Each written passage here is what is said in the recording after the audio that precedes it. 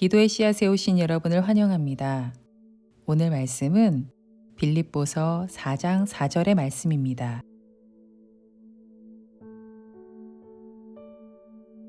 주 안에서 항상 기뻐하라. 내가 다시 말하노니 기뻐하라. 기쁠 수 없는 상황들이 있습니다. 자녀가 아프고 직장을 잃고 바라고 소망했던 일들이 이루어지지 않고 다른 사람들이 나를 괴롭히고 모함하고 이런 상황에서 기뻐하는 사람이 있다면 어떨까요? 이상한 사람이라고 생각하지 않겠습니까? 빌립보 교회 성도들이 그랬습니다. 성도들을 향한 박해로 고통 가운데 있었고 교회는 영향력이 있는 두 리더십 사이의 갈등으로 인해서 분열이 되었습니다. 그런데 이런 상황 가운데 있는 성도들에게 바울은 기뻐하라고 명령하고 있는 것입니다. 그것도 반복해서 말이죠. 이 이야기를 전해 들은 성도들은 이렇게 생각하지 않았을까요? 교회 밖에서는 협박과 압박이 계속되고 교회 안에서는 분열되어서 싸우고 다투는데 이런 상황에서 기뻐하라니 말이나 되나? 이렇게 말이죠. 그러나 지금 이 상황 가운데 가장 기뻐하기 힘든 사람은 바로 바울 아닙니까? 바울은 지금 감옥에 갇혀 있어요. 그것도 억울하게 말이죠. 언제 죽을지도 모릅니다. 그럼에도 기쁨을 잃지 않았던 바울은 사랑하는 빌립보 교회 성도들도 그랬으면 좋겠다라고 생각한 거예요. 그리스도인들은 기뻐하는 사람으로 인식되어야 됩니다. 그것은 기쁘고 감사한 순간만을 말하는 것이 아닙니다. 고단하고 힘든 순간에도 기뻐해야 함을 말합니다. 이것은 의지적으로 기뻐하기로 결정하라 이런 말이 아닙니다. 삶에 대한 긍정적인 태도를 말하는 것도 아닙니다. 우리는 상황과 처지에 상관없이 기뻐할 수 있다라는 것이죠. 어떻게 그럴 수 있을까요? 주 안에서. 주 안에 있다면 기뻐할 수 있습니다. 긴 시간 육신이 아프고 사랑하는 자녀가 속을 썩이고 사업에 실패해서 모든 것을 잃고 더 이상 삶의 이유가 보이지 않을 만큼 아주 큰 고통 가운데 있다라고 해도 우리는 기쁨으로 충만할 수 있습니다. 이 기쁨은 우리 안에 있는 것이 아니라 주님 안에 있기 때문입니다.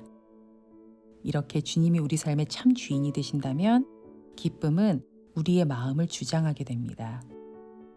나의 상황과 처지에 상관없이 말이죠. 주 안에 있음으로 인한 충만한 기쁨.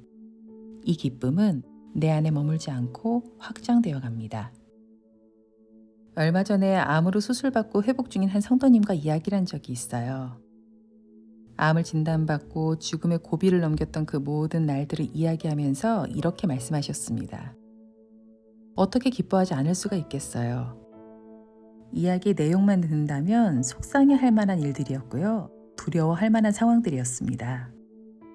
그런데 이 성도님은 이 모든 상황이 기쁘고 감사할 수 있다라는 것이 스스로도 신기하다 이야기합니다.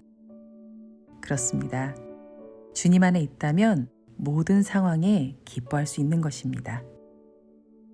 죽음을 눈앞에 둔 그 위기의 순간에도 말이죠. 바울처럼 이 성도님처럼 말입니다.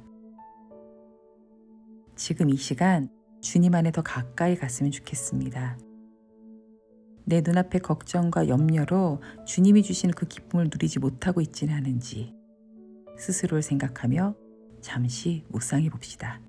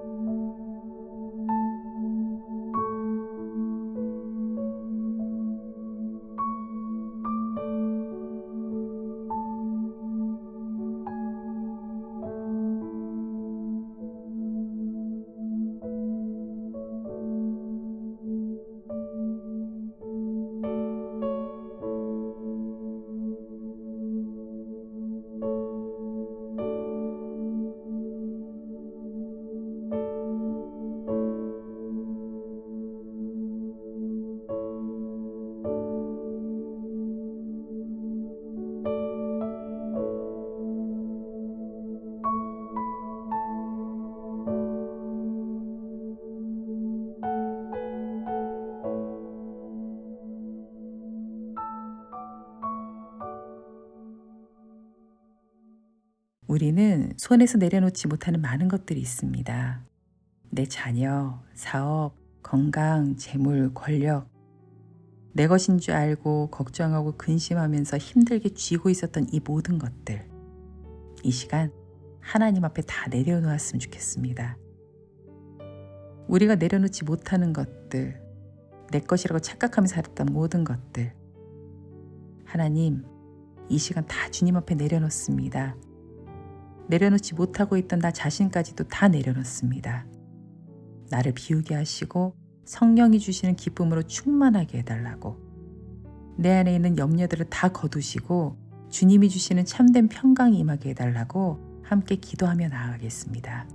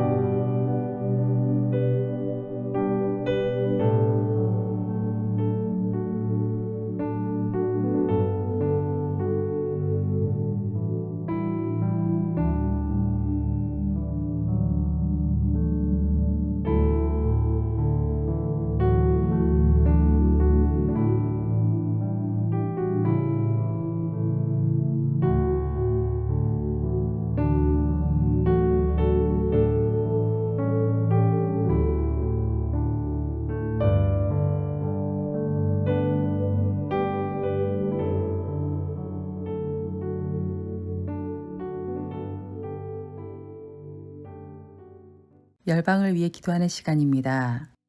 오늘은 베트남을 위해 기도합시다. 우리와 같이 전쟁을 겪은 베트남은 최근 많은 경제적인 발전은 이루었지만 마약 중독, 에이즈, 성매매 이런 심각한 사회 문제를 안고 있습니다.